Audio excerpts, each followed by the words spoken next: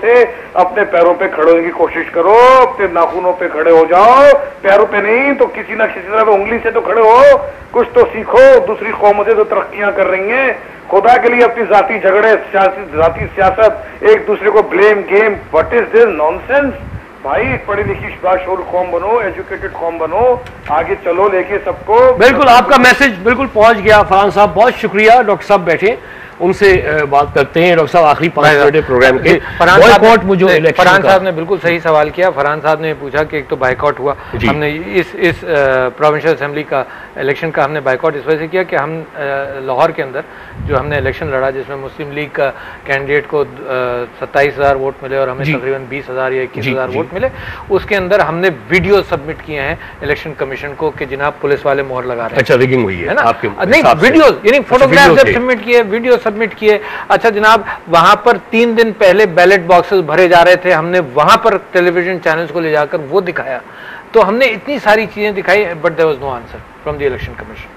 ठीक है, यहां पर क्या हो रहा था जनाब, यहां पर मुस्लिम लीग और पीपल्स पार्टी के कैंडिडेट थे और हम भी थे जनाब। वहां पर मिनिस्टर्स बैठे हुए हैं, सड़कों की खुदाई शुरू की है, करोड़ों रुपए की जनाब वहां पर इमीडिएटली काम शुरू हो गया है। अच्छा, ये इलेक्शन रूल्स के सख्त खिलाफ है कि जब इलेक्शन अनाउंस हो जाए उसके बाद जनाब वहां के लोग जाकर वहां पर डेवलपमेंट दिखाएं और ये करें और वो करें। खंबे, बिजली के खंबे खड़े हो रहे हैं। तो हमें यह ख्याल हुआ कि हमें यहाँ पर इस बात का प्रोटेस्ट करना पड़ेगा कि इलेक्शन के लिए हम इलेक्शन का उस इलेक्शन कॉन्स्टिट्यूंसीज का हमने यूं बाइकआउट किया कि हमें मालूम था कि ये हमें बिल्कुल नीचा दिखाने की नियत कर रहे हैं, क्योंकि हमने एक पॉपुलैरिटी मीडिया के सामने लाहौर में हासिल कर ली है। तो यहां पर ये हमारे साथ वो करेंगे और वो नजर आया और हमने कंप्लेंट की, उसके ऊपर कोई असर नहीं हुआ। दूसरी बात, इन्होंने ये बात सही कही है कि यूनाइट हो जाओ, अपने झगड़े छोड़ो। और इत्तेफाक से फरहान साहब को ये मालूम होना चाहिए कि इंटरवल में मैं और अंजुम रिजवी साहब ये कह रहे थे और मैं इनसे ये दरख्वास्त कर रहा था कि मेरा मुल्क हो, मेरे मुल्क के अंदर आग लगी हो तो मेरा दिल ये चाहेगा कि मैं नवाज शरीफ साहब के पास जाऊं, मैं जरदारी साहब के पास जाऊं, मैं सियासी लीडरान के पास जाऊं, मैं उनसे कहूं कि एक मिनिमम पॉलिटिकल एजेंडे पर पाकिस्तान को बचा लो। मैं हाथ जोड़कर उनके पैर पड़कर ये बात करने को तैयार हूं। मगर फरहान साहब, हुआ ये कि मैं इनको फिर दूसरी बात कही, मैंने कहा कई रोज से मुझे ख्याल आ रहा था कि ये क्यों ना किया जाए। फिर मुझे साथ साथ ये ख्याल आया कि जो लोग वेस्टेड इंटरेस्ट के साथ बैठे हुए हैं उनके सामने मेरी अपील का कोई असर नहीं होगा। क्यों? क्योंकि मेरी अपील तो वो हर पाकिस्तानी की अपील है, उनको नजर आनी चाहिए। मेरी अपील तो वो है जो अखबारात के अंदर मौजूद है। मेरी अपील वो है जो गुर्बत, मुफलिसी, दहशतगर्दी, इन सारे मामलात पर इनको खुद करना चाहिए था। मगर ये वेस्टेड इंटरेस्ट है, ये झगड़े नहीं है, मैं इनको झगड़ा नहीं कहता, ये मफादात है। ये मफादात अपने सिक्योर करना चाहते हैं, है ना। और अगर लोग खड़े हो गए, खुदाई कसम मैं आपसे कहता हूं कि पाकिस्तान की आवाम में बड़ी स्ट्रेंथ है। अगर लोग खड़े हो गए तो ना भीख मांगनी पड़ेगी। मैंने आपके सामने एक बात की थी जो अगले प्रोग्राम के लिए मैं छोड़ना चाहता हूं, इस माना करके कि इतना टैक्स आपको मिलने के लिए तैयार है जो चोरी शुदा आमदनी को वाइट करने में भी आपको मिल जाएगा। मैं ये कहता हूं कि अगर लोग खड़े हो गए तो पाकिस्तान एक अच्छा मुल्क इतनी जल्दी पैदा होगा, इतनी जल्दी बनेगा। सिर्फ एक दयानतदार और खुददार क़यादत की जरूरत है जो लोगों को एक भरोसा दे कि तुम हो इस काबिल के खड़े। जैसे औलाद को नहीं कहते, ये तो जनाब हमें मार मार कर बेकारी बना कर जनाब हमारी उम्मीदों को पस्त किया जाता है, हमारी अपने जज्बे को ख़त्म किया जाता है। मगर बड़ी स्ट्रॉन्ग कौम है, बड़ी स्ट्रॉन्ग कौम है। डॉक्टर साहब, इसी पॉजिटिव नोट से हम छोड़ेंगे कि इस प्रोग्राम को फिलहाल यहाँ पे, क्योंकि वक्त खत्म हो रहा है, कि हमें एक ईमानदार और खुददार क़यादत की ज़रूरत है। जैसे आपने कहा पॉलिटिकल विल की ज़रूरत है। हमारी ज़मीन ने कभी हमसे धोखा नहीं दिया।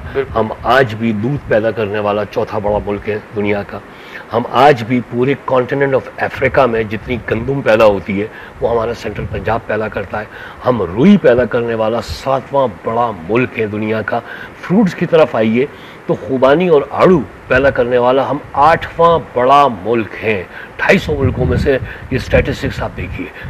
चावल प्रोड्यूसिंग 11वां बड़ा मुल्क है, और अगर थर्ड कोल हो गया तो हम दूसरा बड़ा मुल्क है कोल में। इस वक्त हम 6ठे नंबर पे हैं अब भी। तो इस ज़मीन ने हमसे हमेशा वफा की है। मेरा ख्याल है हम इस ज़मीन का कर्ज। मैं इकबाल का शेर सुनाता जाऊँ आपको कि इकबाल का शेर है कि मैं खाने में आज एक रिंद ज़ीरक ने यह कहा, भिखारी है इस शहर का वाली है, भिखारी बेहया।